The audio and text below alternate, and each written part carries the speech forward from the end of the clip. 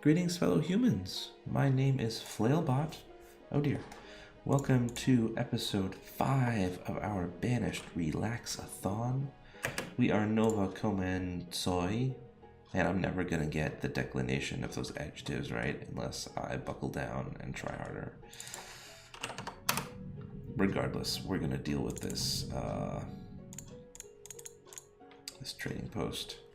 One thing that trading posts suggest is a massive amount of workers early on, which is fine if you have an absolutely huge village running off of like one trading post and you're selling tons and tons of stuff that needs to be moved out rapidly. But we don't have that much stuff, so it's really not that much of a concern. So I'm going to bring us down to just 2 workers per trading post for the time being, and that should be sufficient. And I think we will throw down some hide coats here as well. Again, they have a decent value, and our tailor is probably not going to be so busy anyway. Let's see, you guys are walking pretty far. Oh, you know what we need? We need a storage area. Okay, this is this corner. I wonder if I could do something fun where I put a storage thingy. No, I can still walk there. It's kind of silly. Well, okay, this is exactly where I'd put it anyway, and we'll make it a pretty sizable one. 8 by 8. Trader guy, what you got? Chickens. Oh, cool. Chickens are a neato torpedo because they produce both chicken meat and eggs, which is a double source of food. The other 2 livestock are, as you can see here, cattle and sheep. Sheep produce wool, which you can use to make coats, and cattle produce leather, as well as their respective meats, which you can also use to make coats. So if you have sheep and cows, or sheep and hunting lodges, you can make the warm coats instead of just hide or wool, and they last twice as long or something or more. And if you have chickens, then they make more food. So I'm thinking, how many resources do we actually have in here? 2,300. So that means we could potentially order 4 chickens, which is probably enough to actually get started. And then we would need to build a chicken holding unit, which we could just throw down here. And our chickens would reproduce until we eventually had lots of them. Could be a good idea. How far down here? What if we stuck our chickens over here? Like this. Or even longer. Chicken pastures can be up, or pastures in general can be up to 20 by 20. They also have one of those efficiency calculation things, just like the orchard that I just talked about, but I don't know what it is. So they can hold a certain amount of chickens per unit area. But if your division is bad, then you can have, you know, a bunch of wasted space. Like say you have here 14 by 20. Gives you, what, 280 spaces, and if a chicken is 10 spaces, then perfect, you got 28 chickens. But if you did 14 by 19, then you would have some wastage, because you would definitely not have precisely the amount of squares used up, right? So 14 by 19 gives us not 280 but 266, and then you'd have 26 chickens instead of 28 chickens, but you had enough space for potentially 26.4 chickens. So math. One thing to consider also with pastures is that the entrance is here, which means if you put it in a weird location, it can be hard for people to reach it. So I'm thinking we're going to move it down just a little bit, because we'll want to make a bridge to go to it. Right, just get a little bridge. No, how about over here? Yeah, there we go. And then we'll put our... So I am going to buy those chickens. That's the plan of action here.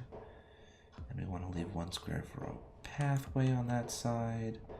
So that'll leave us with, oh, okay, 14. Yeah, well, heck, let's do 14 by 20. Maximum chickens. And when I buy these chickens, which I'll go ahead and do 4 of them for No, 5 of them. 4 500 firewood. They're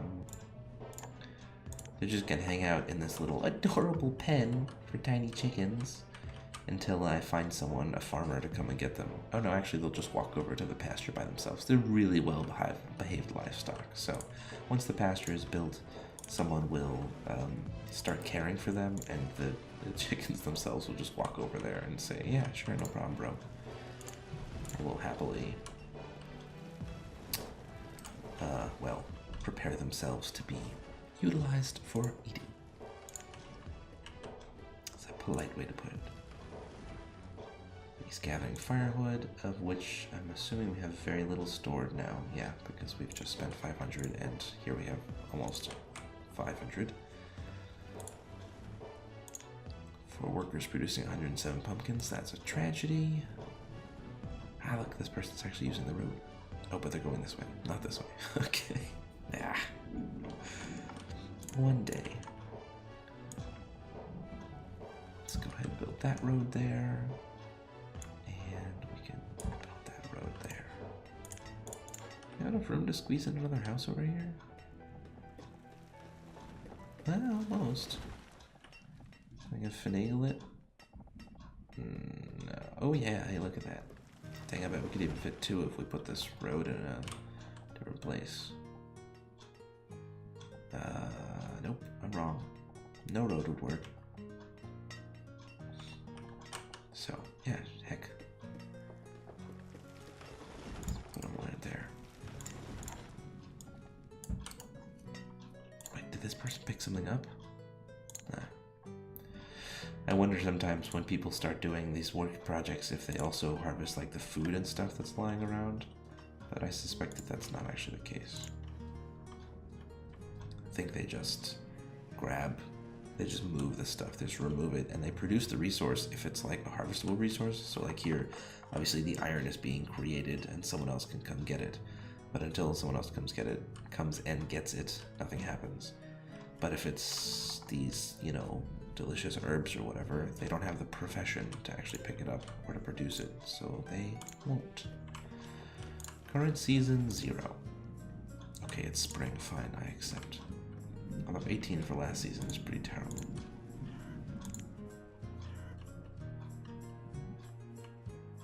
We may need another one of those herbalists somewhere. Find just some sort of empty space to stick her in. Or him, I suppose. So this will eventually be bustling. Oh good, the bridge is done. That was a big thing. That's what I wanted to happen. I could do double foresters over here, couldn't I? One right here, and one just kind of over here. Maybe some overlap, but not significant amounts.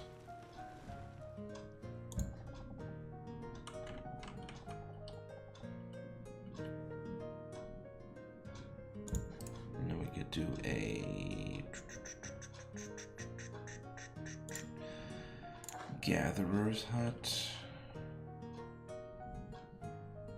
or one here. It's pretty good coverage.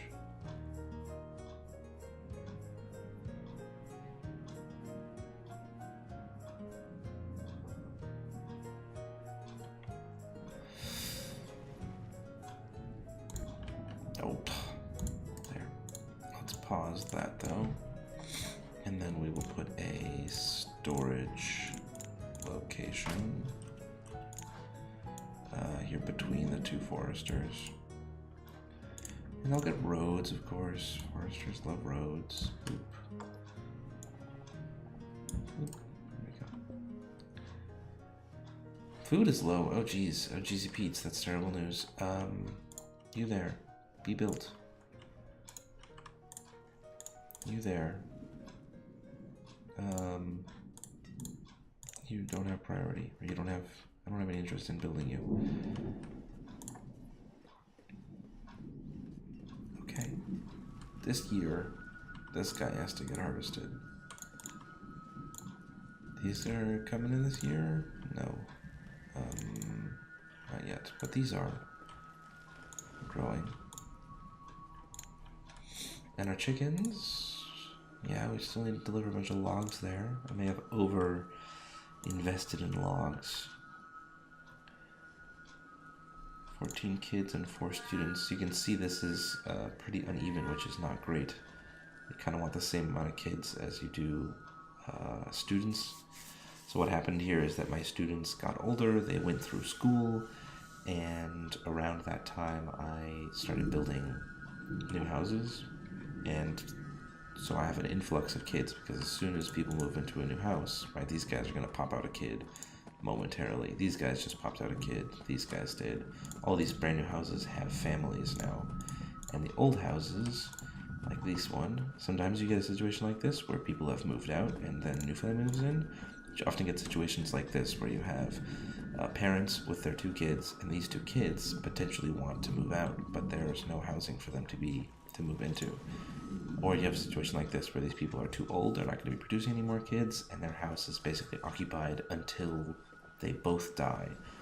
And you can end up with a house that's occupied just by like a single person who's above, to be crass, breeding age. And then you don't get any more babies. So,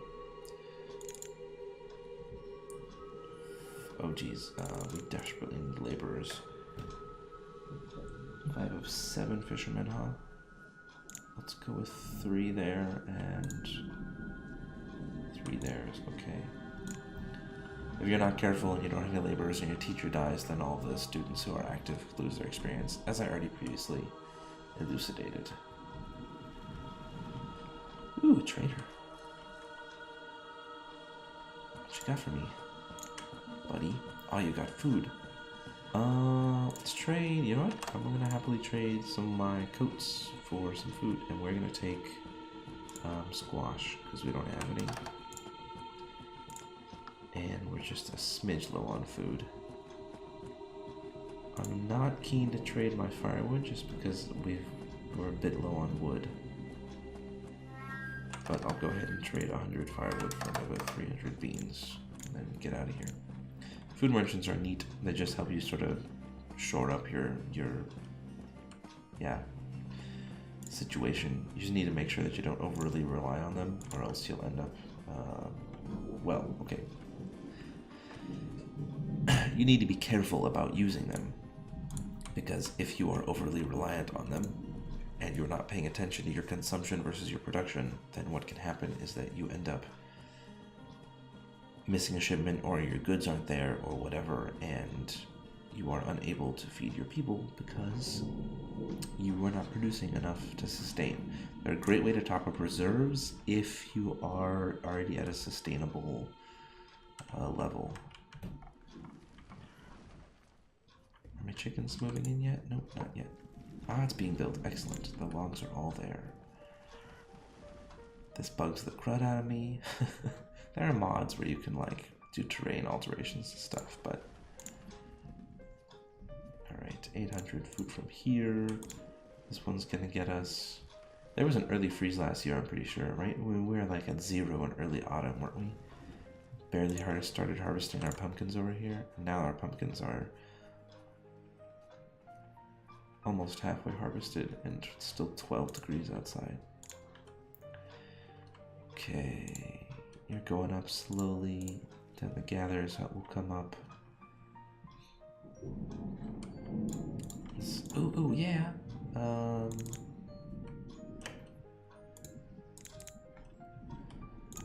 Take chickens. Alright, check it. So we assigned the chickens, and we told it to work. Now our chickens. Come on, chickens. Do your thing. There, wait, some of them are walking. Are they escaping? Yep, there they go. Other chickens? Yep, look at them go. They're pretty adventurous chickens. My people won't even do this. Walk through rivers.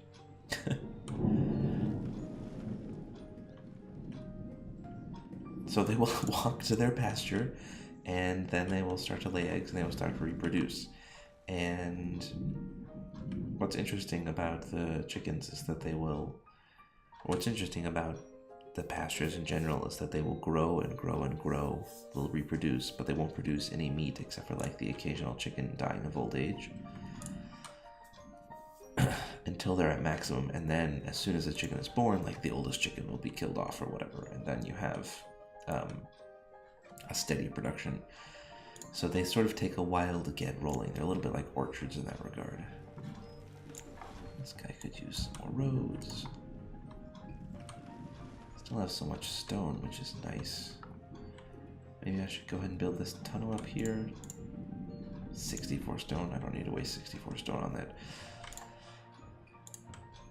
Well then, a market it is, and then we'll throw down a bunch more houses. Alright, so what was our production here? 723. That's pretty good. It's not better than the much smaller field, which probably has something to do with the fact that the storage barn is directly adjacent, so it just needs less manpower. Everything gets harvested, but I think it's something that'll improve as we move more people over here, so the farming jobs aren't quite so far away. Let's see, oh, these guys have to go to the stockpile.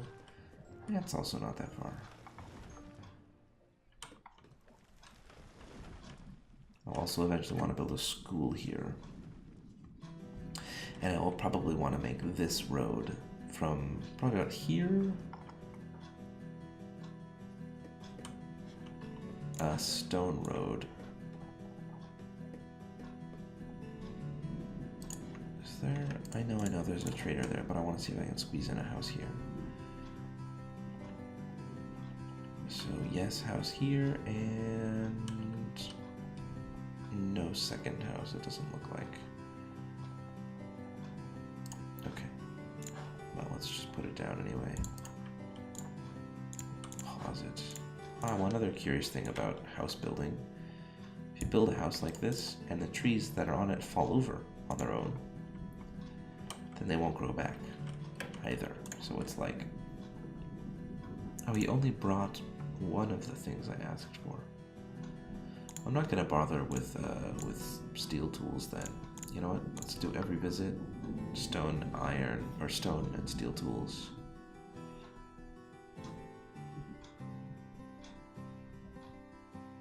Yeah. And we will give him well, I don't have that many, but that's okay. Let's do 16 coats, and nope. Let's do, oh god, math, blurg. Ugh. Okay, 250, right? So we can either do 75 of these bad boys. None of these go in very nicely. 60 divided by 4 is 15. So we could do 4 of these for 15 of these. Nope, wrong. 15. Wait, why is that not true? Was I already overpaying by 70? Ah, okay, that's why. Because 75 times 4 is 300.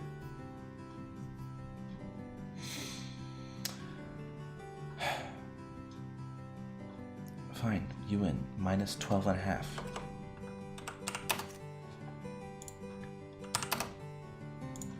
No, no. This is not the way to do this. Go away. Go research merchant. I don't think you anymore. Perfect. Success. Did I leave enough? No. Is this? Oh, that's roadable. Hold on. Scratch this road. Road. It's gonna be a road moval.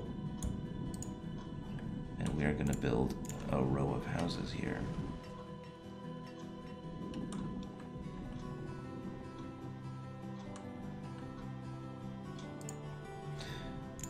They can build be here, but not there, but can be built like this.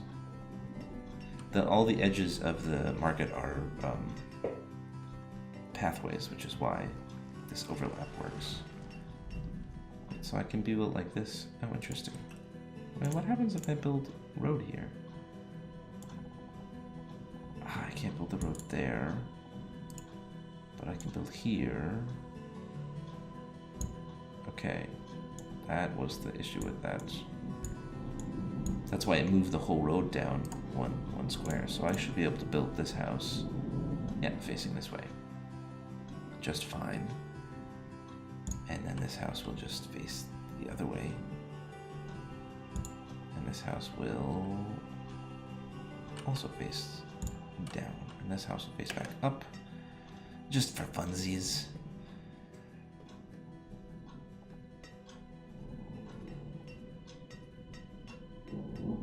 Come on. Thank you. And we'll leave that the walkway, so we'll move this house over one extra square. Excellent. What you can do later, when you are a fancy gentleman full of money, is put stone roads all around your marketplace, and they look really slick. You're not built yet. You're not built yet either. Both things we should actually do. I still only have 5 chickens. We're gonna collect this iron because we're a little bit low. I have that tool maker doing stuff, but holy cow, that's so many builders. I'm a fool. Yes, build the market. Don't build these houses. We're waiting. Flailbot has overdone it. He's overburdened. You poor children.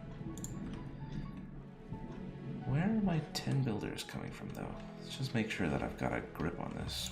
1, 2, 3, 4... 10. Okay, there you go.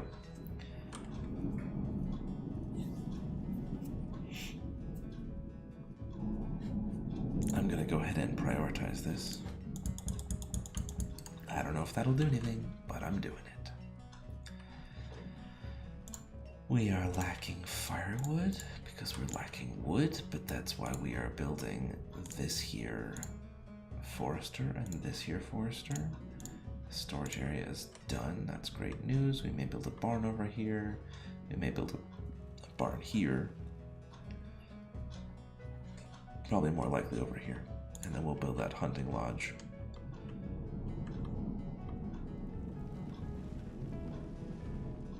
Yeah, because there are critters over here. So it's nice. And I'm assuming... Oh, I have a single stored medicine. Are we making progress here? Probably not.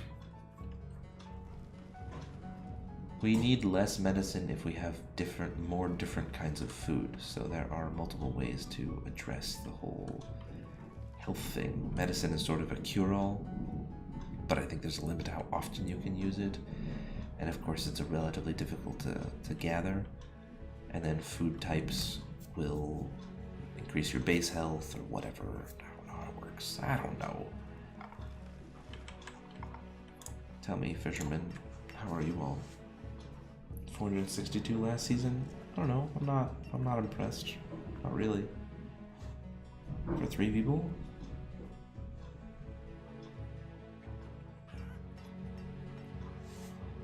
We'll give him a chance. Maybe there was a part of the season with an unbuilt, unfinished fishing dock. So we're going to crank up the speed a little bit now because we are just waiting for resources to come in and out. And when our market finishes, we've got some laborers. So again, the game tends to oversuggest how many laborers you need for a market. Like, that's the maximum, I think, that could ever possibly do anything. But it's if this area is like full of people in production and we have all these rivers and these trading posts and these big farms and stuff, so it's not really relevant for our experience here. Here comes another trader. Yeah, so this is what happens. These guys basically bring all the various materials that you could possibly want to the... How many coats do we have? 6. Take some corn. Thank you, Eberg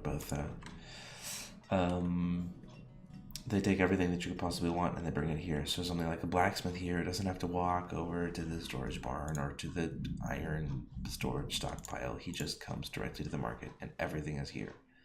And that's their job, is just to supply the market with things, and then other people's trips are shortened. In addition to that, the people who come here to get food for their houses immediately have a variety here: berries, corn, fish, mushrooms, and will take a variety with them home instead of just taking the first type of food they run into. So for example here, eggs or fish, they would just take all of them. And if you have,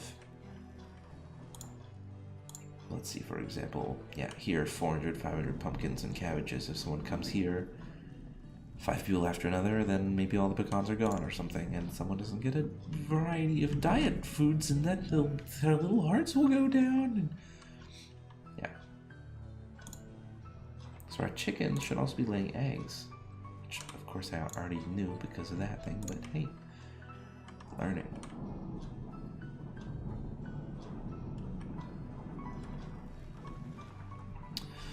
Okay, probably one of our original citizens.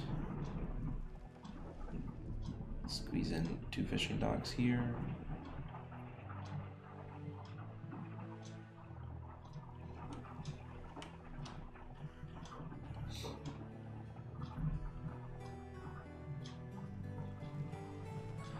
I was thinking 2 fishing docks and then a storage barn. But the people also need somewhere to live.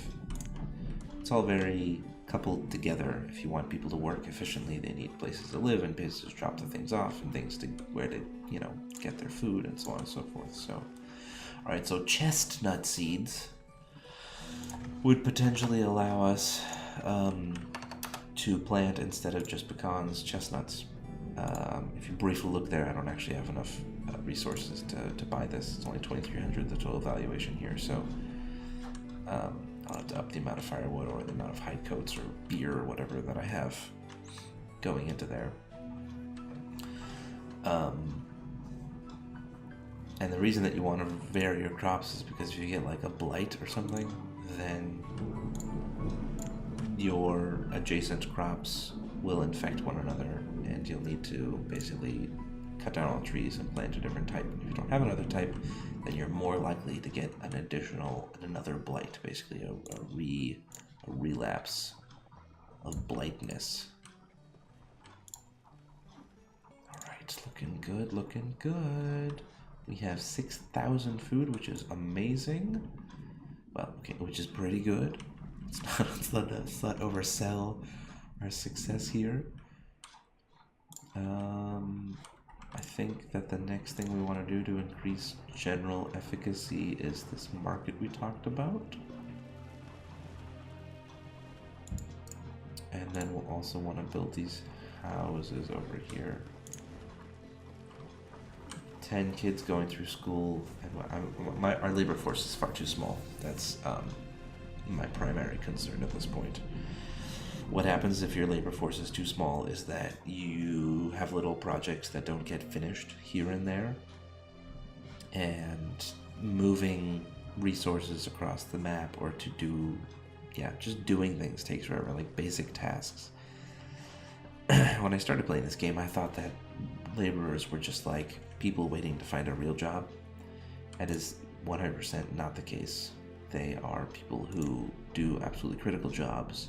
They just do many jobs, and so they don't have a specific description. There are people who are walking around here. So I am going to build that tunnel. That's not going to fit.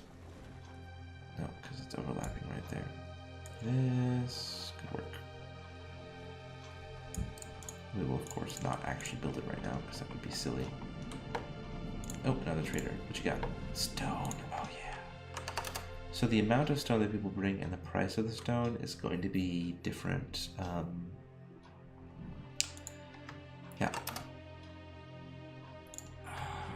50 units. 2 units. Fine. So I'm going to take all my coats, and I'm going to get 50 stone. Not a lot. That's alright.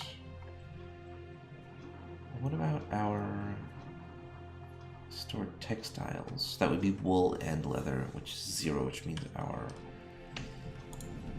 textilier, our tailor, is working at maximum, which is great. I was thinking of building another one, but as we don't actually have that much extra textiles, I'm not gonna.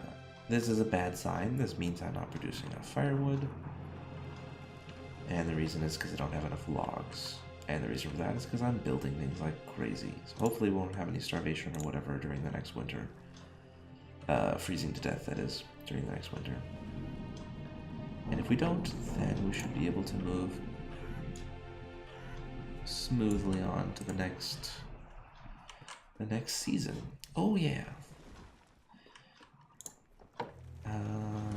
You probably only need 2 foresters. You probably need like a maximum of 3. I'm not building anything for once, which is good. So we're gonna take 2 additional foresters. Out of 10, it's not quite completely filled out. Bring you down to 2. Did I not dismiss you? I must have forgotten. If you don't dismiss them, they just go away after a while, but you can potentially save time by dismissing them early, because then the next trader will come that much more quickly. Okay, so we're looking to hit log equilibrium, basically. We want to produce enough logs that our log count is growing in exchange for the... Go away, fly. Fly landed on me. He lit upon my arm. We want to be getting more logs because we're turning the logs into firewood, and the firewood's being sold for stone, and we're not using stone for anything unless we're building. So what we want to make sure is that as long as we're not building, we aren't gaining logs, because if that's not the case, then we are,